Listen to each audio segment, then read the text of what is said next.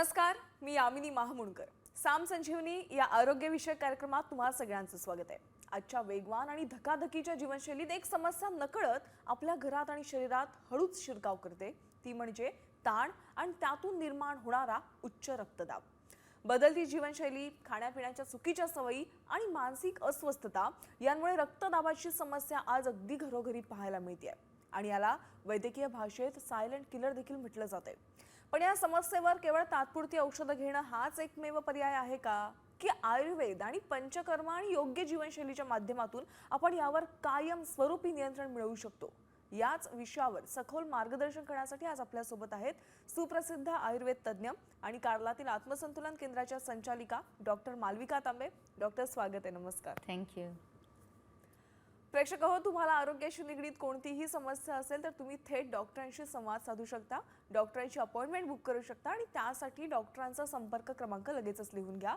8767270699 किंवा www.santulan.in या वेबसाईटला भेट द्या. आपण आता विषयाला सुरुवात करूया. डॉक्टर, आजकाल अगदी कमी वयातल्या लोकांना देखील रक्तदाबाचा त्रास पाहायला मिळतोय. त्याचं नेमकं कारण काय आहे? म्हणजे मुख्य बघा काय आहे की हृदय जे आपलं आहे ते एक पंपिंग ऑर्गन आहे. म्हणजे शरीरामध्ये सगळीकडे रक्त संवहन करण्याची त्याची कामाची आपण म्हणूया की एक प्रक्रिया असते. आता या गोष्टीला म्हणजे ही जी काही प्रक्रिया होती आहे त्याला शरीरातले इतक्या वेगवेगळ्या गोष्टी आहेत की ज्याच्याने त्याच्यावरती इफेक्ट येऊ शकतो. शरीरामध्ये कुठेही पाण्याचं प्रमाण वाढलं तर त्या रक्तसंवहनावरती फरक पडू शकतो. तुम्हाला कुठलाही स्ट्रेस आला, भीती वाटली किंवा काहीतरी वेगळं जर काय आयुष्यात काही घडलं तर त्याच्याने सुद्धा आपल्याला लगेच जाणवतं की आपल्या छातीतली धडधड वगैरे वाढते. म्हणजे रक्तसंवहन परत त्याच्या वेळेस हे बदलतं. त्याच्यानंतर आपल्या शरीरातलं जे मलमूत्रचं बाहेर जायला पाहिजे किंवा शरीरामध्ये पचन व्यवस्थित व्हायला पाहिजे, आपलं गट जे आहे त्याच्यामध्ये सगळं पचन क्रिया व्यवस्थित होऊन तिथे काही कुठलंही आपण म्हणूया की त्रास नसला तर तेव्हासुद्धा आपलं रक्तसंवहन व्यवस्थित राहू शकतो. पण त्याच्यामध्ये कुठेही चूक झाली म्हणजे एखाद्या व्यक्तीला साधं कॉन्स्टिपेशन झालं, पोटामध्ये ब्लोटिंग झालं, ॲसिडिटी झाली की त्याच्यातनं सुद्धा आपल्या रक्तसंवहनावरती आपल्याला फरक पडताना दिसतो. म्हणजे काय आहे की हा जो काही पंप आपल्याला निसर्गाने दिलेला आहे त्याने किती HP वरती कसं व्यवस्थित काम केलं पाहिजे या सगळ्या गोष्टी ज्या आहेत त्या आपल्या संपूर्ण शरीराच्या मेटाबॉलिझमवरती डिपेंडेंट असतात. त्यामुळे आपल्या कळत न कळत शरीरामध्ये होणारी जी पण कुठली चूक असते त्या सगळ्यातनं BP वाढू शकते. प्रत्येकाने लक्षात घ्यायला पाहिजे. सध्या काय होतं की BP वाढलं की लोक फक्त एक हृदयाची काळजी आणि हृदयाचं टेन्शन घेऊन बसतात आणि इतर कुठलाही विचार करत नाही आणि फक्त कुठल्या तरी गोळ्या घेऊन ते BPचं रीडिंग जे आहे ते फक्त कमी ठेवण्याचा प्रयत्न करतात आणि त्याच्यातनं मला वाटतं या अप्रोच चुकल्यामुळे बरेचसे त्रास आहेत त्याच्याकडे दुर्लक्ष होत जातं. त्यामुळे आयुर्वेदामध्ये सगळ्यात महत्त्वाचं सांगितलेलं आहे की बाबा तुम्ही ते का त्रास होतोय ह्याचा आधी विचार करा आणि जे मूळ आहे कारण त्याच्यावरती तुम्ही जर का काम केलं तरच हे रक्तदाब किंवा कुठे आपण हायपर टेन्शन आजच्या काळामध्ये म्हणा तर ते सगळं जे आहे ते कमी करून आणि आपल्याला मदत करता येऊ शकेल. आपण जर का फक्त गोळ्याच घेत राहिलो तर गोळ्यांचा फक्त जो डोज आहे तो हळूहळू वाढणार आहे आणि हाय BPमुळे शरीरामध्ये इतर सगळे जे काही त्रास असतात म्हणजे वेगवेगळ्या ऑर्गन्सला जे काही डॅमेज सगळं होताना दिसतं आपल्याला तो सगळा त्रास तसाच होत राहणार आहे. त्यामुळे मला असं वाटतं की आयुर्वेदिक अप्रोच जो आहे या डिसीजकडे तो लक्षात घेणं अत्यंत गरजेचं आहे. म्हणजे याच्यातनं आपल्याला बऱ्याचशा गोष्टी सॉल्व्ह करणं शक्य होऊ शकतं. बरं डॉक्टर, काय होतंय बऱ्याचदा लोकांना कळतच नाही की ते ताणामध्ये आहेत, त्यांना स्ट्रेस सुरू झालेला आहे हेच कळत नाही आणि त्या स्ट्रेसमुळे त्यांचा रक्तदाब देखील त्याच्यावर देखील परिणाम पाहायला मिळतो. मग सुरुवातीला अशी कोणती लक्षणे दिसतात की आपण ओळखायचं की आता आपल्याला BPचा त्रास सुरू झालेला आहे? बघा कसं होतं की एक लक्षात घ्या की जर का तुम्हाला कुठलंही टेन्शन आलं कळत न कळत अगदी जे काय असेल आणि त्याच्यानंतर तुम्हाला जर का अनइझीनेस वाटतोय, तुम्हाला जर का डोकं दुखायला लागलेलं आहे, तुमची अनावश्यक चिडचिड होती आहे तर याचा अर्थ आहे की आपल्याला त्यावेळेस जो काही स्पेसिफिक ताण आलेला आहे त्याच्यामुळेच थोडं BP वाढतंय. म्हणजे आत्ताची तर सिच्युएशन अशी आहे जसं तुम्ही मगाशीच नमूद केलं की खूप कमी वयामध्ये सध्या BP आपल्याला वाढताना दिसतंय. त्यामुळे माझं असं म्हणणं राहील की सरळ घरामध्ये एक चांगल्या क्वालिटीची BP मशीन ठेवायला काहीच हरकत नाही. घरामध्ये 30च्या वरचा व्यक्ती असला तर BPचं मशीन घरामध्ये ठेवा. कधी असं वाटलं की आपल्याला अनावश्यक चिडचिड होतीये किंवा ताण आल्यावरती आपण काहीतरी वेगळेच वागतो आहोत तर अशा वेळेला BP एकदा चेक करून पाहायला हरकत नाही. याचा अर्थ हा नाही आहे की ताण आला म्हणून तुम्ही लगेचच BPची गोळी घ्यायला सुरुवात केली कारण की रीडिंग जास्त आहे. म्हणून मी म्हणते की कारण समजणं आपल्याला खूप गरजेचं आहे. त्यामुळे ताण जेव्हा आपल्याला होतो आहे तर त्या ताणाला कमी करणं गरजेचं आहे हे आपल्याला फक्त त्याच्यातनं समजणार आहे. त्यामुळे BPच्या रीडिंग्स तुम्ही ठेवा. पण तुम्हाला जर का शांत असताना की घरात काही आपल्याला चिंता नाही आहे आणि मी खूप रिलॅक्स्ड आहे अशा वेळेला जर का BP नॉर्मल राहतंय तर मग तुम्हाला ताणावरती काम करण्याची गरज आहे, BPवरती काम करण्याची गरज नाही आहे, हे समजणं सुद्धा तेवढंच महत्त्वाचं आहे. आता ताण कुठलाही होतोय तर नॅचरली कारण तर आपल्याला संपूर्णपणे बाहेर काढून टाकता येतं, की आयुष्य म्हटलं की तर ताण असतोच. पण त्या ताणाला डील कसं करायचं हे मात्र आपण शिकू शकतो. तर कुठलाही ताण आल्यावरती दीर्घ श्वसन केलं तर आपल्याला त्या गोष्टीवरती उपाय जे आहेत ते पटकन सुचतात. तुम्ही जर का एकदम हायपर झाला, ताण खूप घेतला आणि चिंता करायला लागला त्याच्याबद्दल, तर उलट शरीरामध्ये ऑक्सिजनेशन जे आहे ते कमी होतं. पर्यायाने आपली जी विचारशक्ती आहे ती सुद्धा कमी काम करायला लागते. तर तसं होऊ नये त्याच्याकरता उलट दीर्घ श्वसन लगेच आपण करायला सुरू करायचं. एखादं चांगलं स्वास्थ्य संगीत ऐकायचं. श्री गुरु डॉक्टर बालाजी तांबे नेहमी म्हणायचे की ह्याच्याकरता तुम्ही जर का स्पिरिट ऑफ हार्मनीसारखं संगीत ऐकलं, वीणा वादन अशा वेळेला ऐकलं किंवा बासरी जी असते त्याचं जर का एखादा तुम्ही राग त्याच्यातनं ऐकला तर तुमचं लगेचच मन शांत व्हायला मदत मिळते आणि ताणावरती उपाय जो आहे तो आपल्याला त्याच्यानंतर मिळू शकतो. तर अशा प्रकारे आता बघा मोबाईलसारखा गोष्ट आहे की जे तुम्ही सोशल मीडियाकरता सध्या वापरताय, तर त्याच्यामध्ये तुम्ही जर का चांगलं म्युझिक डाउनलोड करून ठेवलं तर ते मोबाईल जो आहे तो तुम्हाला शस्त्रासारखं मदत करेल किंवा औषधासारखं मदत करू शकेल. तर अशा प्रकारे तुम्ही त्यावेळेला जर का चांगलं काहीतरी संगीत ऐकलं, दीर्घ श्वसन केलं तर तुम्हाला शांत व्हायला मदत मिळते आणि BP सुद्धा लगेचच डाऊन होतं. आता आयुर्वेदामध्ये म्हणून काय सांगितलेलं आहे की जेव्हा ताणामुळे तुम्हाला BP होत असेल तर अशा वेळेला सर्पगंधा आहे, अश्वगंधा आहे, या गोष्टी तुम्हाला जास्त मदत करू शकतील. त्यामुळे सर्पगंधा घनवटी किंवा अश्वगंधा घनवटी ही तुम्ही वापरलेली जास्त उत्तम राहते. अशा वेळेला लगेच थोडासा वेळ काढून जर का तुम्ही तळपायाला संतुलनचं जे पादाभ्यंग तूप आहे ते लावलं, लगेचच काशाच्या वाटीने तुम्ही मसाज केला तर त्याच्याने सुद्धा BP कमी होऊ शकतं. ब्रह्मलीन तेलासारखं जे तेल आहे ते जर का तुम्ही डोक्याला लावलं तर त्याचा सुद्धा तुम्हाला फायदा मिळू शकतो. तर अशा प्रकारे आपण औषध जे आहे ते आता यावेळेस आपण हार्टवरती काम केलं नाही, आपण रक्तवाहिन्यांवरती काम केलं नाही, पण आपण त्या ताणावरती काम केल्याने जो BP आहे तो कमी व्हायला आपल्याला मदत करता येऊ शकते. म्हणजे गोळ्यांवरची डिपेंडन्सी न करता आपण त्या कारणावरती काम केलं तर नक्कीच आपल्याला त्याच्यातनं फायदा जो आहे तो मिळू शकतो. नक्कीच. डॉक्टर, तुम्ही उल्लेख केलात की ॲलोपॅथीमध्ये रक्तदाबावर, उच्च रक्तदाबावर एक गोळी घ्यावी लागते सकाळी, हो, अनुषपोटी अगदी वगैरे खरं. ती गोळी घ्यायची असते. पण यामध्ये आपल्याला समजा हा आजार मुळापासूनच काढायचा असेल तर काय करू शकतो? बघा शरीरामध्ये कुठले जे बदल होतात आहे त्यांना जर का आपल्याला खरोखरी कमी करायचं असलं तर पंचकर्मासारखं दुसरा चांगला उपाय नाही. आता आपल्या जर कारल्यामध्ये जे संतुलन पंचकर्म केलं जातं ते शास्त्रोक्त पद्धतीने केलं जातं. त्याच्यामध्ये शरीरात असलेला कुठलाही दोष आहे कुठल्याही सिस्टीममधला तो कमी केला जातो, रक्तसंवहन सुधारवलं जातं आणि हृदयावरती काम करण्याच्या दृष्टीने आपल्याला हृदबस्ती म्हणून एक खूप चांगला उपचार आहे की जो आपण करू शकतो. तर अशा प्रकारे जर का आपण व्यवस्थित वेळ काढून पंचकर्म केलं तर कुठलाही त्रास असेल हृदयाशी संबंधित तो आपल्याला कमी करता येऊच शकतो. पण जो रक्तदाबाचा त्रास आहे तो नक्कीच आपल्याला कमी करता येऊ शकतो. तर प्रत्येकाने नुसतं गोळ्यांवरती डिपेंडंट राहण्यापेक्षा शक्य असलं तर खरोखरी पंचकर्म करवून घ्यावं. या गोळ्यांचा सुद्धा साईड इफेक्ट म्हणून शरीरामध्ये रक्त पातळ होतं, त्याच्यातनं बरेचसे न्यूट्रिशनल त्रास आपल्याला होताना दिसतात. आणि त्याचबरोबरीने आयुर्वेदामध्ये सांगितलेल्या ज्या वीर्य नाशाच्या सुद्धा जे लक्षणं आहेत ते सुद्धा बऱ्याचदा आपल्याला होताना दिसतात.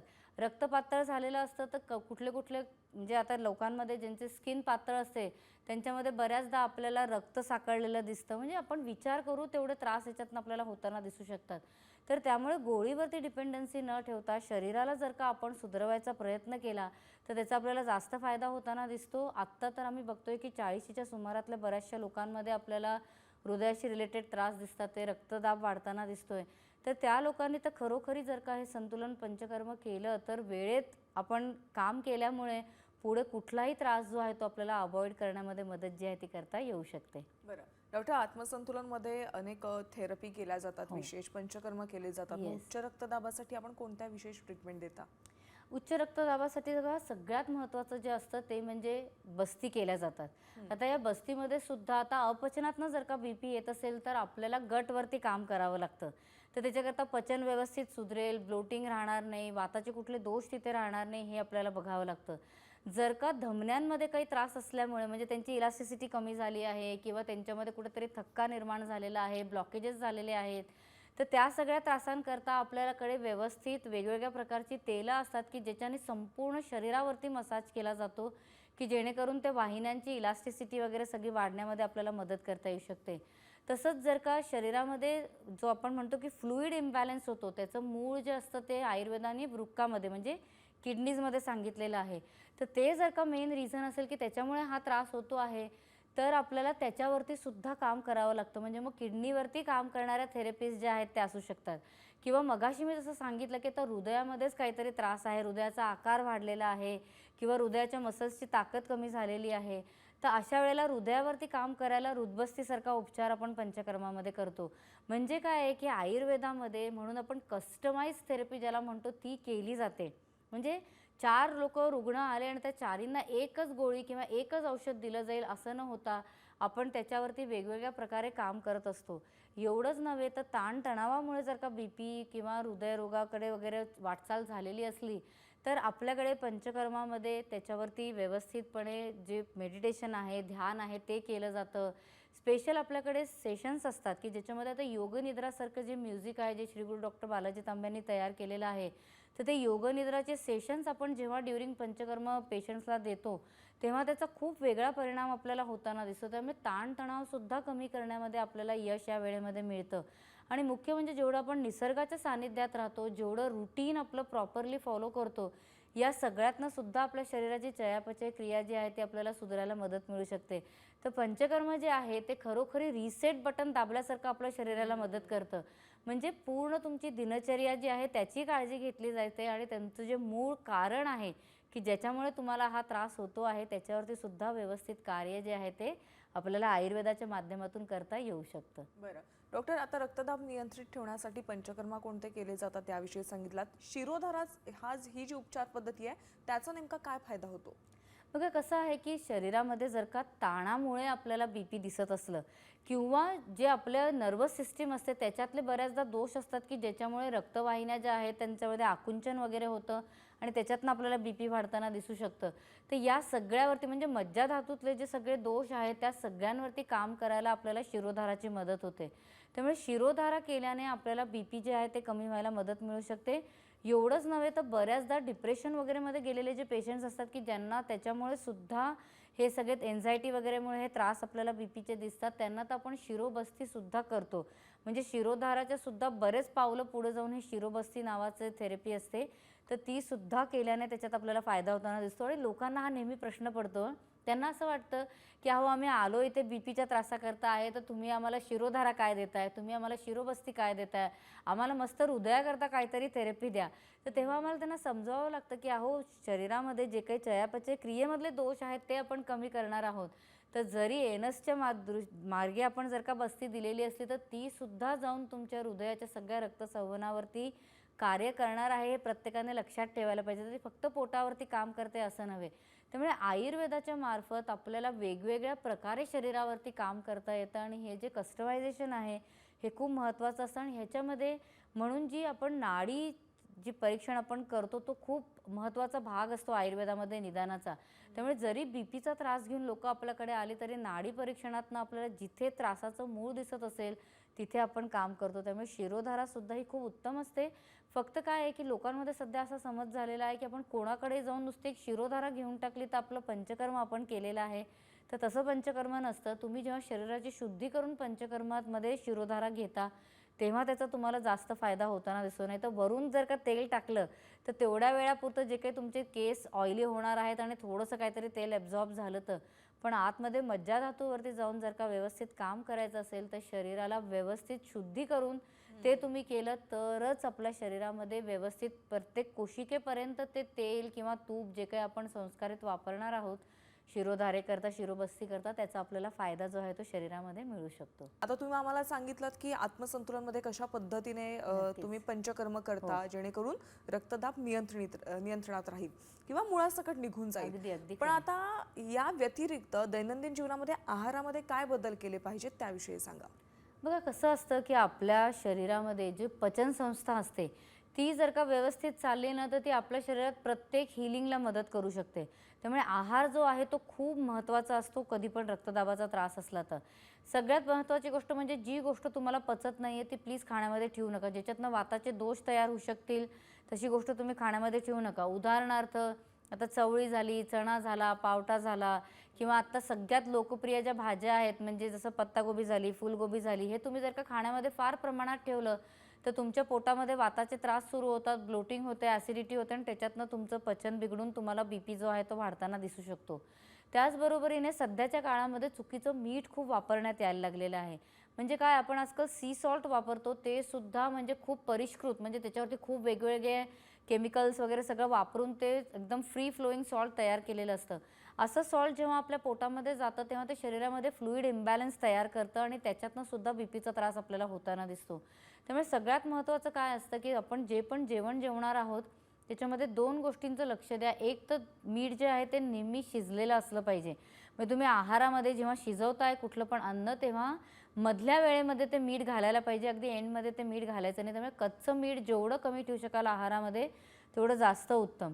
आणि कुठलंही फ्री फ्लोईंग सॉल्ट वापरण्यापेक्षा सैंधव मीठ जे असतं नैसर्गिक ते तुम्ही वापरण्यात ठेवलं तर त्याचा तुम्हाला जास्त फायदा होईल. नाही तर बऱ्याचदा लोकांचं मीठ संपूर्णपणे बंद करून टाकलं जातं. त्याच्यापेक्षा जर का सैंधव मीठ चांगलं नैसर्गिक तुम्ही जर का वापरण्यात घेतलं तर त्याचा तुम्हाला जास्त फायदा मिळू शकेल. त्यामुळे ते मीठ थोडं प्रमाणात खाल्लं गेलं तर त्याचा BPला कुठलाही त्रास होत नाही. आणि सगळ्यात महत्त्वाचं म्हणजे तेलकट पदार्थ, म्हणजे खूप तळलेली पदार्थ, खूप मसालेदार पदार्थ जी आहेत ती प्लीज तुमच्या खाण्यामध्ये बिलकुल ठेवू नका. जेवढं सात्विक साधं अन्न तुमच्या खाण्यामध्ये ठेवू शकाल तेवढं तुमचं पचन व्यवस्थित राहील आणि पर्यायाने रक्तसंवहनावरती कुठलाही निगेटिव्ह इम्पॅक्ट जो आहे तो त्याचा होणार नाही. त्यामुळे खाण्यामध्ये तुमच्या दूध राहू द्या, तूप राहू द्या. तुपासारखी जी महत्त्वाची गोष्ट आहे की जिला उलट हार्ट करता किंवा BPमध्ये अगदी नाही सांगितलं जातं, त्याचा खरं उलट खूप चांगला फायदा आयुर्वेदाच्या मताने होऊ शकतो. तर चांगलं साजूक तूप जे आहे ते तुमच्या खाण्यामध्ये नक्की ठेवा. साधारण 4 ते 5 चमचे तूप रोज तुम्ही खाऊ शकता. पण हे तूप कसं करायचं, याची क्वालिटी कशी ओळखायची, या सगळ्याकरता माझं जे यूट्यूब चॅनल आहे डॉक्टर मालविका तांबे नावानी, त्याच्यावरती जाऊन तुम्ही तूप बनवण्याची रेसिपी बघा. प्रत्येक स्टेप जी आहे ती आपल्या शरीरामध्ये ते जे फॅट आहे ते कसं व्यवस्थित वापरता येऊ शकेल ह्याच्याकरता मदत कसं करू शकतं हे सगळं मी त्याच्यामध्ये एक्सप्लेन केलेलं आहे. तर घरी शास्त्रोक्त पद्धतीने तूपसुद्धा नक्की तयार करा आणि ते अगदी लहानांपासून मोठ्यांपर्यंत प्रत्येकाने खाण्यामध्ये नक्की ठेवावं. डॉक्टर बालाजी तांबे आहेत, त्यांनी संतुलन संगीत उपचार असेल किंवा मंत्रोपचार असेल त्याचे परिणाम, त्याचे खूप महत्त्व त्यांनी सांगितलेलं आहे. अगदी खरं. तर रक्तदाब शांत करण्यासाठी या सगळ्या थेरपीचा नेमका काय उपयोग होतो? बघा कसं आहे की संगीत जे आहे ते आपल्याला मानसिकतेला पॉझिटिव्ह करायला, मानसिकतेला शांत करायला मदत करू शकतं. तर कुठली एन्झायटी असली, स्ट्रेस असला किंवा कुठल्याही प्रकारचं BP वाढल्यानंतर कुठलंही रिझन असलं तरीसुद्धा संगीताचा आपल्याला चांगला उपयोग होताना दिसतो. श्री गुरु डॉक्टर बालाजी तांबे यांनी तर रिसर्चसुद्धा याच्यावरती केलेला आहे आणि त्यांची जी स्पिरिट ऑफ हार्मनी म्हणून म्युझिक आहे त्याच्यातनं लोकांचे रक्तदाब ऑटोमॅटिकली कमी होताना आपल्याला रिसर्चमध्ये प्रूव्ह झालेला आहे. म्हणजे कुठलंही औषध न घेता फक्त संगीताच्या माध्यमातून आपण काम करू शकतो. तर त्यामुळे कोणालाही हा त्रास होत असला ना त्यांनी स्पिरिट ऑफ हार्मनी हे नक्की ऐकावं. दिवसातनं एकदा कुठे तुम्ही प्रवास करत असला, घरी शांत बसला असलात तर अशा वेळेला ही स्पिरिट ऑफ हार्मनी लावावी किंवा रात्री झोपताना जी त्यांची योगनिद्रा म्हणून CD आहे रिलॅक्सेशन करता, ती जरी तुम्ही ऐकण्यामध्ये ठेवली तर त्याच्यातनं सुद्धा आपल्याला फायदा होताना दिसतो. म्हणजे बऱ्याचदा आपल्याकडे जेव्हा पंचकर्माला लोकं येतात तेव्हा या दोन्ही गोष्टी आपण त्यांना ड्युरिंग थेरपी करवतो आणि त्याच्यातनं त्यांचं BP जे आहे ते आटोक्यात येण्यामध्ये मदत मिळते. आपल्याकडे असंख्य अशा केसेस आहेत की जिथे हे सगळे उपचार केल्यानंतर BPची जी टॅबलेट त्यांना रेग्युलरली घ्यावी लागत होती ती त्यांना बंद करण्यामध्ये यश मिळालं आहे. त्यांना परत कधी ती सुरू नाही करण्याची गरज पडलेली. तर अशा प्रकारे आपण जर का व्यवस्थित काम केलं म्हणजे सगळ्या स्तरांवरती, म्हणजे शारीरिक पण, मानसिक पण आणि आत्मिक पण, तर त्याच्यातनं आपल्याला खूप चांगला परिणाम याच्यामध्ये मिळू शकतो. बरं डॉक्टर, BPचा त्रास सुरू झालाय हे चेक करण्यासाठी देखील बऱ्याच म्हणजे आधी ट्रेलमिलवर धावून देखील चेक केलं जातं. रक्तदाब सकाळी उपाशी राहून ब्लड चेक करून केलं जातं. तर नेमकी पद्धत कोणती योग्य आहे? म्हणजे बघा कधी पण लक्षात ठेवा की तुम्हाला जर का BP चेक करायचं असेल तर ते खरं सकाळच्याच वेळेला केलेलं जास्त उत्तम. म्हणजे आयुर्वेदिक दृष्ट्या जर का मी विचार केला तर शरीरामध्ये कुठलीही चयापचय क्रिया आहे ती कुठल्या तरी स्पेसिफिक वेनी सुरू होण्यापूर्वी आपण हे केलं पाहिजे. सकाळी उठून तुम्ही दीर्घ श्वसन करा, थोडं योगासनं करा, त्याच्यानंतर तुम्ही BP चेक केलं तरी चालू शकतं. आणि मुख्य म्हणजे पोट साफ झाल्यानंतर BP चेक करायला पाहिजे, तर त्याचा आपल्याला खरा आकडा मिळतो. तसंही दीर्घ श्वसन आहे, योगासनं आहेत, हे आपल्याला एनिवे BPसुद्धा म्हणजे कंट्रोलमध्ये ठेवायला मदत करू शकतात. त्यामुळे योगासनांचा खूप चांगला फायदा आपल्याला होताना दिसतो. एस्पेशली संतुलन क्रियायोग हे जे काही श्री गुरु डॉक्टर बालाजी तांबे यांनी तयार केलेले एकदम सोपं योगासनं आहेत, ही जर का नियमित केली तर त्याच्यातनं सुद्धा आपल्याला रक्तसंवहन व्यवस्थित राहायला मदत मिळू शकते. आणि त्याचबरोबरीने अंगाला तेल लावणं जे आहे ते सुद्धा खूप महत्त्वाचं असतं. तर सकाळच्या वेळेला तुम्ही अंगाला तेलसुद्धा अगदी नियमित लावायला पाहिजे. बरं, एकदा जर का तुम्ही जेवून घेतलं किंवा शरीरामध्ये सगळं काम जे आहे ते सुरू झालं की त्याच्यानंतर BP नॅचरली वाढताना दिसतं. एवढंच नव्हे तर आपण चालून कुठेतरी गेलो, कुठला तरी स्ट्रेस आल्यानंतर BP पाहिलं तर तेव्हासुद्धा चुकीची रीडिंग मिळताना दिसू शकते. आणि व्हाईट कोट सिंड्रोम हा तर खूपच महत्त्वाचा आहे.